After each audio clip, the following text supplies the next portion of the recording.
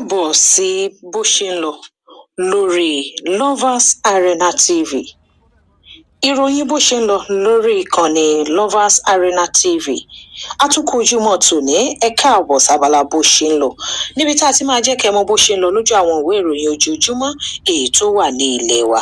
Láì fi àkókò yẹn ṣòfò ẹ já wọnú ìròyìn ọ̀hún torí wípé àyábẹ́lẹ̀ ò bẹ́ síṣẹ́ ni. Olúbùkọ́lá ọmọ Amádé lórúkọ tèmi ń jẹ́.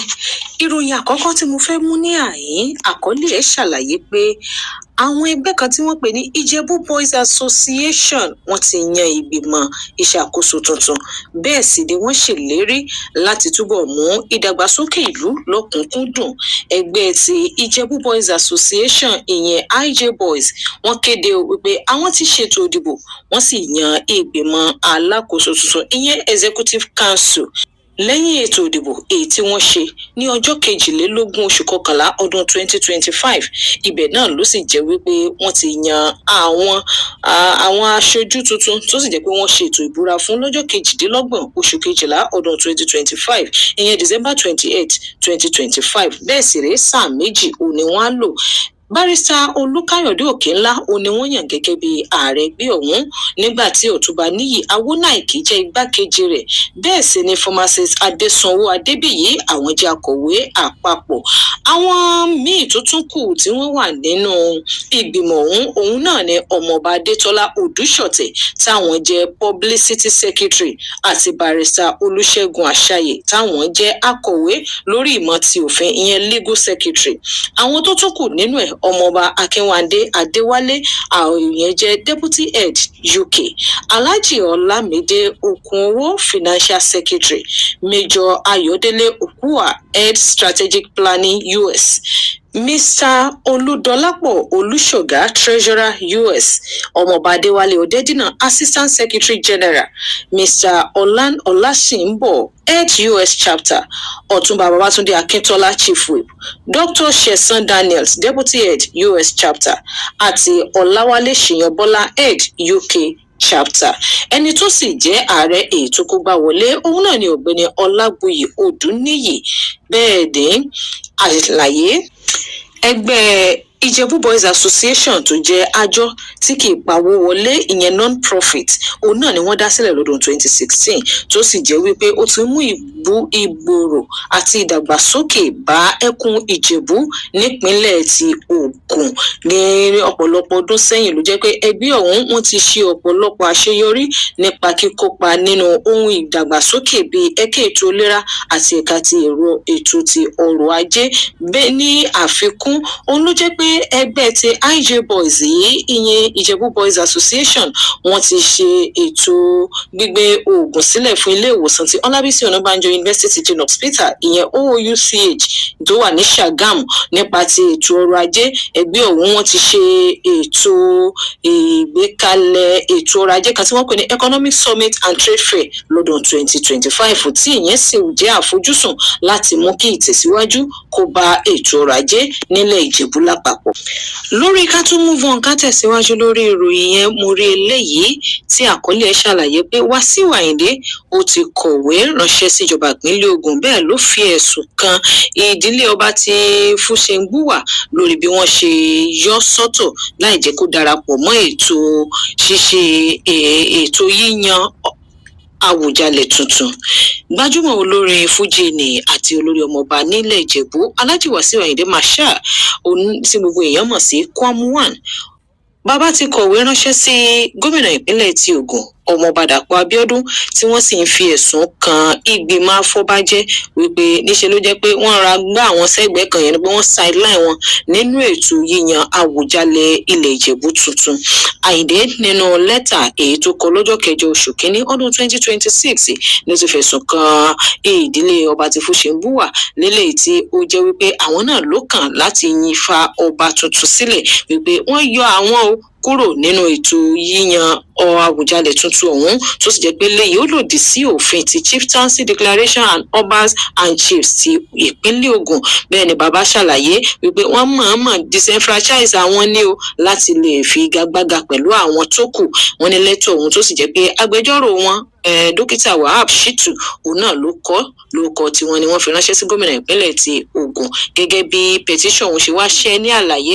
Wọ́n ní ṣe rí ọ̀pọ̀lọpọ̀ àwọn èèyàn ni wọ́n díje láti ọ̀pá àwọn náà àwọn nífẹ̀ẹ́ láti jẹ Àwùjalẹ̀ tuntun tó sì jẹ́ pé Àyìndé Marshal náà òun náà kéde èròǹgbà tiẹ̀ o ṣùgbọ́n tó jẹ́ wípé fún ìdí kan àbí míì wọ́n ní kò ní agbára kò ní ìkápá kò ní àwọn àmúyẹ láti díje kó tó wá di wípé Àyìndé Marshal ó kọ ìwé ránṣẹ́ sí gómìnà ìpínlẹ̀ tí Ògùn òun náà ló jẹ́ pé wọ́n ti kọ́kọ́ kọjá lọ sí ilé ẹjọ́ gíga kan tó kalẹ̀ sí ìlú Ìjẹ̀bú Òde níbi tí wọ́n ti ń sọ wípé kí wọ́n dá ètò kinní ọ̀hún kí wọ́n dá dúró ṣùgbọ́n níṣe ni ilé ẹjọ́ dá ẹjọ́ ọ̀hún nù tí wọ́n sì ní kò ní ẹ̀sẹ̀ ńlẹ̀ ṣùgbọ́n ní ìsinyìí o níṣe ni Àyìndé Marshal ó kọminú wípé no kò lè rí bẹ́ẹ̀ o because èmi náà ọmọ ìpínlẹ̀ Ògùn ni mí mo sì ní ẹ̀tọ́ gẹ́gẹ́ bí àwọn tó kù bí wọ́n ṣe ní. Lórí ọ̀rọ̀ Ọlọ́bádé nílẹ̀ Ìjẹ̀bú yìí ìyẹn ní ti yíyan Àwùjalẹ̀ tuntun update tuntun míì tún lè léyìí tí wọ́n ní ìdílé ọba ti Fúṣẹ̀ǹbùwà àwọn ni àwọn ti yan ọjọ́ ajé láti fi ṣe àwọn nǹkan kan èyí tó sì ní ṣe pẹ̀lú ọ̀rọ̀ yíyan Àwùjalẹ̀ tuntun. Ìdílé ọba ti Fúṣẹ̀ǹbùwà nílẹ̀ ti Ìjẹ̀bú ni wọ́n ti mú ọjọ́ ajé tó jẹ́ ọjọ́ 12 nínú oṣù kínní ọdún 2026 ìyẹn January 12 2026 láti bẹ̀rẹ̀ ètò yíyan ọba tuntun ti Àwùjalẹ̀ tí ó sì tún jẹ́ paramount ruler nílẹ̀ Ìjẹ̀bú. Wọ́n ní eléyìí náà ló wà nínú lẹ́tà kan eléyìí tí ó jẹ́ wípé wọ́n mọ̀ fi ṣọwọ́ láti ọ̀dọ̀ lẹ́tà kan èyí tí ó jáde láti iléeṣẹ́ tó rí sí ọ̀rọ̀ ìjọba ìbílẹ̀ àti ìfinijoyè nípasẹ̀ alága rẹ̀ ní ẹkùn ti ìjọba ìbílẹ̀ Ìjẹ̀bú Òde nípínlẹ̀ Ògùn ìyẹn Honorable Dáre Alébíoṣù.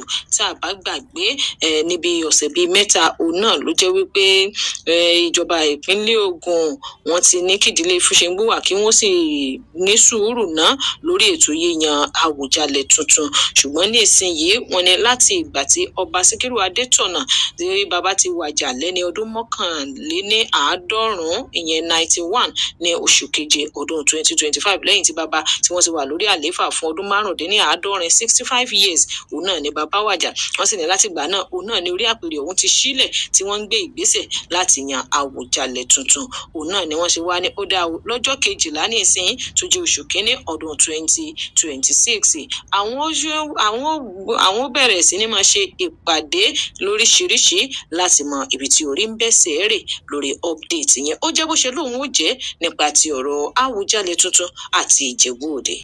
Lórí ọ̀rọ̀ ti Àwùjalẹ̀ tuntun yẹn náà ẹ jẹ́ kí n tún gbé yín débẹ̀ pẹ̀lú update yìí. Àkọlé ilé òun náà ni wọ́n ní ìkan lára àwọn tó jẹ́ pé ó ń díje dù láti di Àwùjalẹ̀ tuntun nílẹ̀ ti Ìjẹ̀bú.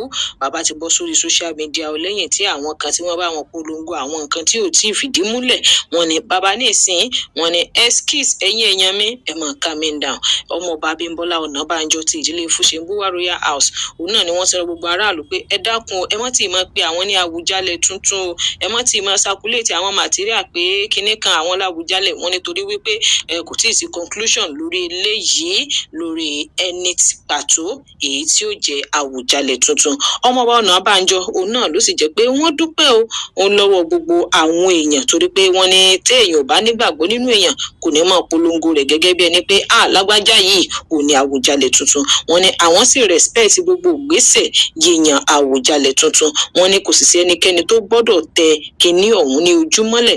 Wọ́n ní bẹ́ẹ̀ sì rèé in tó ń dùn máwọn nínú òun náà ni ọ̀rọ̀ ti ìlú Fẹ́mi Lóyè tó túmọ̀ sí wípé ìlú ó fẹ́ àwọn àwọn lóyè pé ṣùgbọ́n ẹ jẹ́ kí ètò gbogbo kó tò ní ìlànà bó ṣe yẹ kó lọ ní gbogbo ọ̀nà bó ṣe yẹ kó rí kó sì lè rí bí ó ti ṣe máa ń rí. Wọ́n ní àwọn dúpẹ́ lọ́wọ́ gbogbo ọmọ Nàìjíríà, gbogbo ẹ̀yin ọ̀rẹ́, àdúrà yín, oríṣiríṣi well wishing tẹ́ ẹ fi ránṣẹ́. Wọ́n ní ẹ ṣé gan ni, ṣùgbọ́n ẹ dákun ẹ mọ́ ti bá wọn polongo rẹ̀ torí wípé wọn ò tí ì fìdí múlẹ̀, wọn sì tí ì gbé ọwọ́ ẹnikẹ́ni sókè pé lágbájá báyìí ò ní Àwùjalẹ̀ tuntun. Ẹ jẹ́ kí gbogbo ètò kó lọ bó ṣe yẹ kó lọ, àbájáde ẹ̀ gbogbo wa láfi ti gbọ́ o. Ìsìnkú gbádùn Lovers Arena TV lórí bó ṣe ń lọ ìròyìn. Ẹ jẹ́ kí n tún mú update eléyìí jáde wá fún yín láti ìpínlẹ̀ Katsina because social media ó ti lágbára báyìí o, especially bí ìjọba ìpínlẹ̀ Katsina bó ṣe ní àwọn fẹ́ release àwọn afurasí bandits tí iye wọn lọ bí 70 nìyẹn o. Ẹ jẹ́ kí n wá ṣàlàyé bí ìròyìn yẹn ṣe ní àlàyé gangan torí pé ìjọba ìpínlẹ̀ Katsina wọ́n ti defend ọ̀rọ̀ wọn sìn. Wọ́n ní ìjọba ìpínlẹ̀ Katsina wọ́n ti ní reason táwọn ṣe fẹ́ release àwọn afurasí bandits tí wọ́n lọ bí 70 tó wà ní àkàtà wọn. Òun náà ni wípé nínú ọ̀rọ̀ ìgbésùnmọ̀mí, nínú ọ̀rọ̀ negotiation kí àlàáfíà ó lè jọba, èèyàn máa ń fìkan gbà kan, òun ni wọ́n ṣe ń pè kí nìyẹn pé èèyàn máa ń ṣe ètò fìkan gbà kan láti lè jẹ́ kí àlàáfíà kó jọba. Bó tilẹ̀ jẹ́ pé lẹ́tà ọ̀hún òun náà ni ó jẹ́ wípé ìròyìn yìí ṣàlàyé tẹ́lẹ̀ wípé ìjọba ìpínlẹ̀ Katsina wọ́n kọ lọ́jọ́ 2 oṣù kínní ọdún 2026 tí wọ́n sì kọ secret yẹn àṣírí sí ara ẹ̀, wọ́n fi ránṣẹ́ sẹ́ni tó jẹ́ adájọ́ àgbà ní ìpínlẹ̀ náà wípé kí wọ́n fọwọ́ sí o, kí wọ́n gbé ìgbésẹ̀ láti release àwọn bandits àfúrásì tí wọ́n wà ní àkàtà wọn. Ẹni tí ó dẹ̀ jẹ́ agbẹnusọ fún ìjọba ìpínlẹ̀ ti Katsina, ìyẹn ni commissioner fún ọ̀rọ̀ ààbò lábẹ́nú Nasir Muazu, ó ṣàlàyé pé reason rèé o táwọn ṣe decide láti release àwọn bandits yẹn. Wọ́n nítorí wípé kí ni àwọn ti secure release àwọn tí àwọn ajínigbé jígbé tí wọ́n ń lé níbi 1000. Bẹ́ẹ̀ sì rí agreement tó wà láàrin àwọn àtàwọn agbésùnmọ̀mí yẹn ó ní wípé ẹ release àwọn èèyàn wa tí wọ́n wà lọ́dọ̀ yín láyé àhámọ́ tẹ́ pè ní suspected bandits, àwa náà ó dẹ̀ release àwọn èèyàn yín. Wọ́n ní nísìnyí àwọn ti gba àwọn èèyàn 1000 táwọn èèyàn yẹn jí gbé, àwọn ti gbà wọ́n padà láwọn agbègbè bíi Sabuwa, Safana, Kurufi, Faskari, Damusa, Bakori àti Dusima. Ní ìsìnyí wọ́n ní ó wá kù kí ìjọba kí wọ́n ṣíkà àdéhùn pẹ̀lú àwọn agbésùnmọ̀mí nípa kí wọ́n yọ̀ǹda àwọn afurasí agbésùnmọ̀mí 70 ètò wà lákàtà ìjọba. Wọ́n ní reason rèé o, àwọn ò kàn déédéé decide lórí téèyàn bá dẹ̀ ń wá pé kí àlàáfíà jọba ní ìpínlẹ̀, ò gbọ́dọ̀ bú fún mi kí ìwọ náà bú fún mi kí n bú fún ọ, tí àkèrè ń ké lótùúfẹ̀. Òun náà ló yẹ kí kinní òun kó jẹ́ bí update yẹn bó ṣe lọ káàkiri. Ẹ wo bó ṣe máa jẹ́ náà nìyẹn o lórí bó ṣe ń lọ ìròyìn ní orí Lovers Arena TV fún tọjọ́ tí ò ní yìí. Ẹ tún pàdé wa tó bá ti di ní ọ̀la tá a máa fún yín láwọn update mi lórí bó ṣe lọ káàkiri. Ẹ ṣeun o, ẹ má gbàgbé láti subscribe sí ìkànnì yìí kẹ́ ẹ lè máa gbádùn àwọn ìròyìn bó ṣe lọ káàkiri, update lóríṣiríṣi. Ẹ dẹ̀ má gbàgbé tẹ́ bá ní comment náà ẹ comment ẹ o sí abala àríwísí lábẹ́ ìkànnì yìí. Ẹ tún fún ní like náà kí gbogbo ẹ̀ kó máa ṣe déédéé, yóò jù wá ṣe o. Ó dìgbà kan náà.